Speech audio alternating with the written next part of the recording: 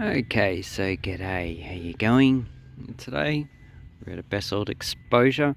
So you can see that there is a difference between this basalt and that. So that is fill. So if you take a closer look, this is very interesting. So what we have here, we have a highly weathered basalt.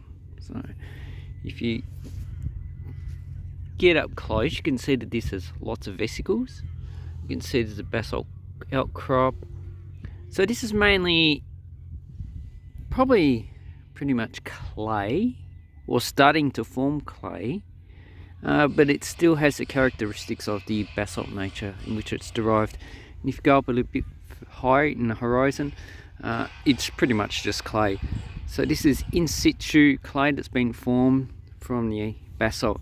If you go down to the bottom, you can see there's still some massive basalts that are still not weathered at all. If we go down, there is this horizon here.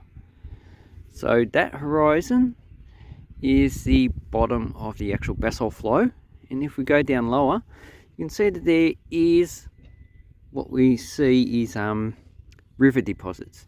So you've got rounded quartz or even feldspars, could be feldspars. We have pebbles, we have large, looks like sedimentary rock, probably a siltstone, or maybe even a mudstone. And you can see it just goes on in that direction. So this is a natural deposit that's been covered with lava. So this would have been the previous river course, and if we turn around, the current river is about 10 meters below where we are now. So this is another time period, maybe 10,000, maybe 100,000 years, in which the river was about 10 meters higher than it was previously. So that's the former river deposit. So that would be alluvium. Then you got harder basalts. So as for weathering and erosion, this will be a lot softer, so that will get eroded a lot quicker. And as this one's eroding, it actually just collapses on top of it and provides some protection in a natural environment. So then we have this type of material. It looks rounded, it looks like massive basalt. So we have what looks like a clay deposit that separates the two. So this is the fracture, or even this could, yeah, it looks like it's just weathered illite clay, or even montmorillonite. So I'd say it's montmorillonite clay derived from the actual basalt. Probably there's been a crack and it's just fallen down. So that's, what do they call that? A clastic dike, maybe, because it actually goes all the way up. So it doesn't really look like natural. Oh no, it does look natural, but it looks like it's actually fallen down into a crack, the actual clay. So if we have a look at this exposure here, which is to the south of that exposure, we can see on the bottom of it, looks like we have a basalt flow, and on the top of it we have some more basalt, but we also have some rounded pebbles. So this could be also another river deposit, and as you can see, we have some clay formation that's white. And then we have this type of clay, which indicates it has lots of organics in it.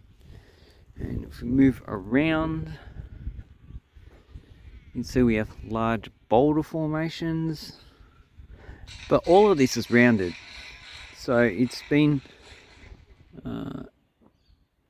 it's either been weathering out quite a long period of time, or it's caused by river deposits. Another thing could be too is that it could be just fill. So where they've actually in the past mined the actual basalt, and this is just a residual Mainly just the clay that they wanted to get rid of. Sorry about the noise. They're also building houses here. And over there we have red, pretty much basalt and clay. So that's quite nice. So this is what happens when you're out exploring the place. And if we look up further, it's actually got thick horizons of basalt lava. So this basalt flow is actually quite thick, and the reason why this is weathered is because this would have been closer to the actual hillside. Up there would have been interior, would have been protected except for the actual flow of the aquifer that flows quite readily through this deposit. But you know, this is the most interesting part of this exposure. So these basalt flows are probably about 2 million years old. So I'm wrong. That what did I say? 10,000, 100,000? No. This river deposit's probably 2+ million years old. Obviously, don't see any fossils in it, which is could actually date it. But how you'd actually get a dating from this? You can't actually date this with absolute dating, relative dating, you know, corresponding with the actual basalt. You can do that, but with this basalt you can date that pretty accurate. I think they use argon dating. Don't know, I'll have to check out how to actually date this basalt. So, but if we move along, it actually gets shallower and shallower and peters out, and then it's actually covered here. So this is massive basalt, and as you can see, there's quite a thick clay deposit here. So that is very nice.